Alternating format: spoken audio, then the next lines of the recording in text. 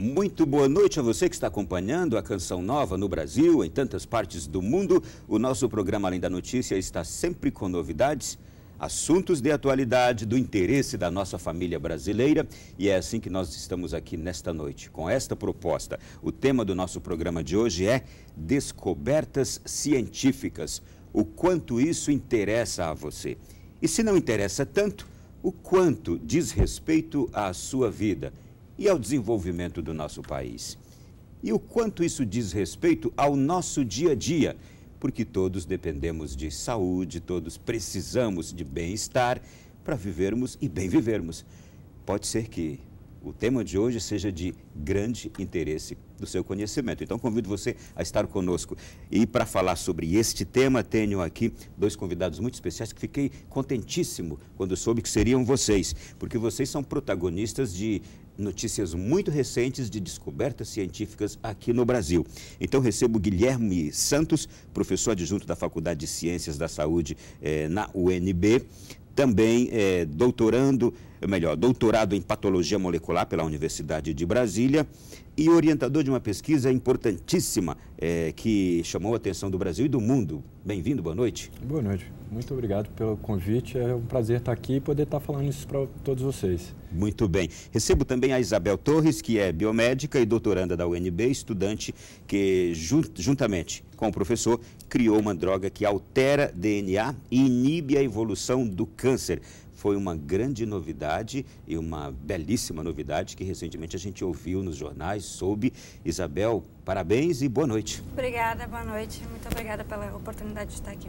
Bom, é muito bom ter vocês aqui. Eu vou pedir que vocês, por favor, já façam uma apresentação primeira dessa notícia bem recente, que chamou a atenção do nosso país, que foi a descoberta justamente dessa droga que inibe o desenvolvimento do câncer. Mas muita gente talvez não tenha entendido muito bem, porque a linguagem não é tão popular assim.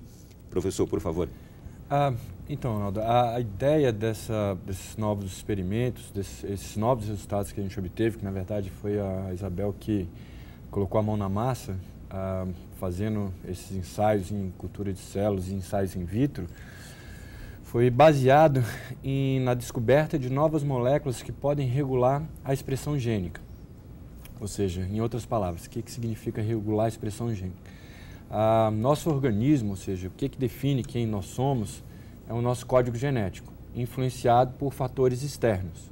Ou seja, quando pergunta quem você é, uma resposta rápida seria: eu sou a mistura do meu código genético da minha mãe, do meu código genético do meu pai, influenciado por fatores externos, que vão ter um impacto muito grande em proteínas que vão ser decodificadas por esse código genético.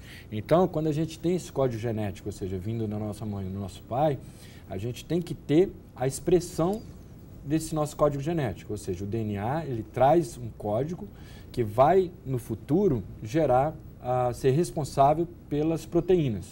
E as proteínas que são os trabalhadores dentro da célula. Então, nesse nosso trabalho, que a gente hipotetizou inicialmente, ou seja, formulamos uma hipótese em que a gente pudesse construir novas moléculas, novas drogas, que pudessem regular a expressão de genes, ou seja, desse código genético que está dentro do núcleo da célula, de cada um de nós.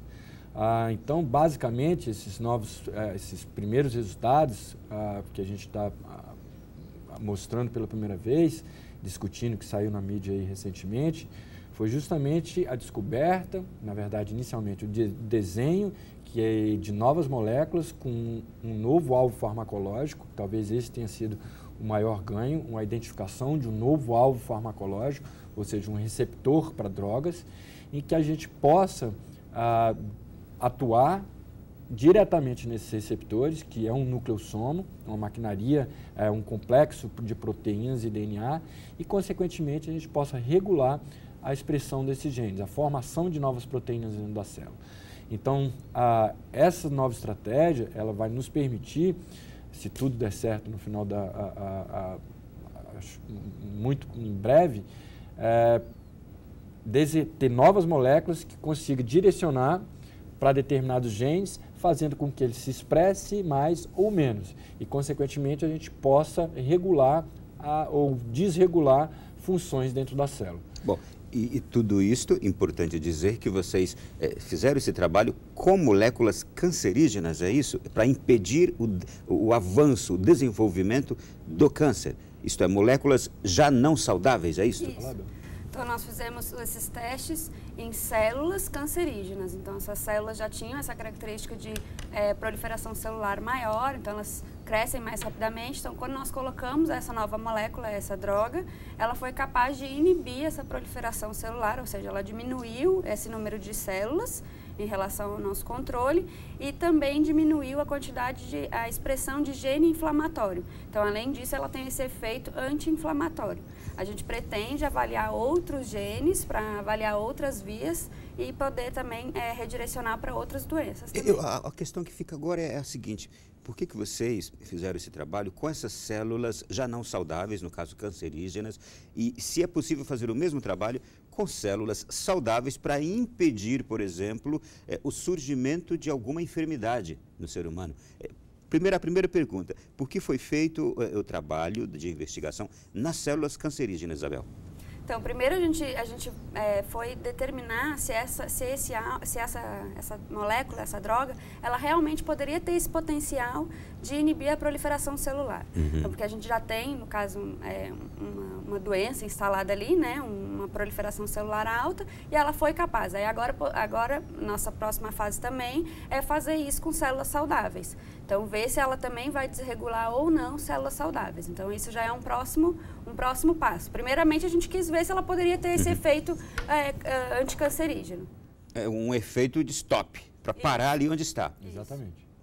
E também o objetivo de vocês, imagino, além de parar o desenvolvimento de um câncer, também fazê-lo regredir?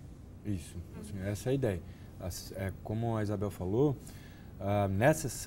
o modelo que a gente está utilizando até o momento são modelos in vitro. Para alguns seriam ex vivo, ou seja, a gente tem esses primeiros ensaios, a utilização os testes dessas novas moléculas, essas novas peptídeos, essas drogas, seria em cima de células que são imortalizadas, que a gente consegue cultivar em pratos dentro do laboratório. Então, a gente tem um experimento onde a gente mostra que aquelas células imortalizadas, células de linhagens tumorais, a gente consegue parar o crescimento delas. E também foi mostrado, como a Isabel mencionou, que ela pode regular determinados genes, que a gente mostrou até agora é um gene que é envolvido na cascata da inflamação. Então, nesse caso, quando a gente trabalha com essas células cancerígenas, primeiramente, é simplesmente a observação do fato dela parar a progressão. Mas, obviamente, o que a gente intenciona no futuro bem próximo é observar tudo isso no modelo animal. Então, a gente já tem estudos in vitro falando, está tudo dando certo.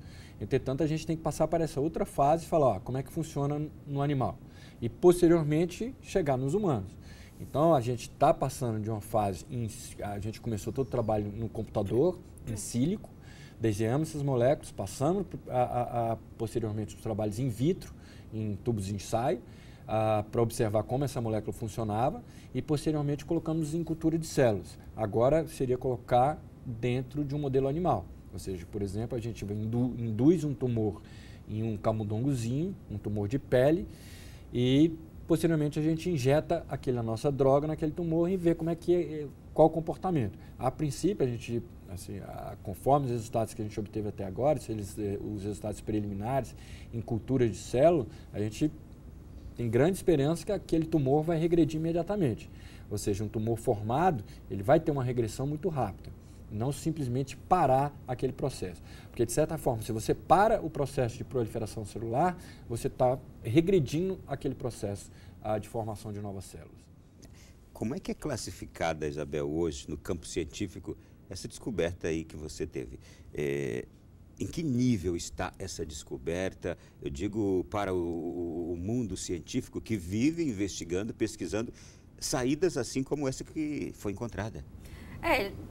Acho que tem muita pesquisa sendo direcionada para o tratamento, né, de câncer, que hoje em dia é um problema mundial, né? Mas acho que a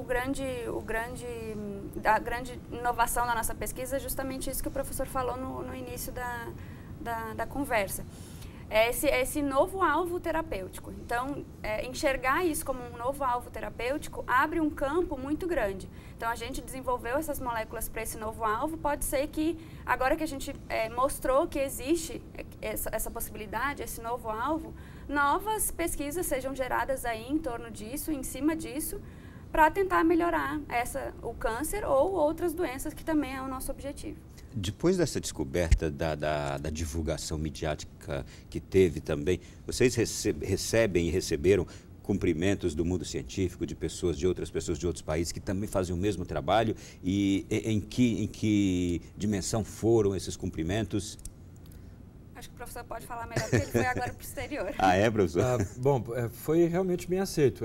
Quando a gente publicou esse primeiro trabalho, que na verdade a gente não está mostrando nesse trabalho científico os resultados, está mostrando simplesmente discutindo a estratégia. A gente vai fazer desse jeito, pode funcionar desse jeito, vai acontecer desse jeito. Então é um artigo onde a gente apresenta toda a estratégia e mostra que é possível fazer. Os resultados diretos que a Isabel obteve dentro do laboratório, na bancada, a gente não publicou ainda. A gente, entre aspas, publicou, porque entra como no pedido da patente. Dentro dessa descoberta dessas novas moléculas, a gente fez um pedido de uma biblioteca de peptídeos. Peptídeos são proteínas pequenininhas, que seria a nossa droga. Então, quando a gente depositou a patente, a gente apresenta esses resultados. Então, a princípio, o que o mundo científico conhece até o momento são os resultados de discussões dentro dessa nova estratégia. E dentro dessa discussão, dentro desse artigo que foi apresentando essa estratégia, foi extremamente bem recebido, acho que a gente pode observar esse aceite do mundo científico pelos convites que eu tive para ir dar palestra. Assim que foi publicado, eu tive em torno de 10 convites para congressos ao redor do mundo. Dos Estados Unidos, na Espanha, França, três países na Europa, a China, tem um recentemente em Dubai, ou seja, foi amplamente discutido e aceito essa nova estratégia. Só que agora nos cabe ainda finalizar todo o processo, colocando essas moléculas em um modelo animal para que a gente agora possa fechar o trabalho e realmente publicar os dados científicos em uma revista de alto impacto.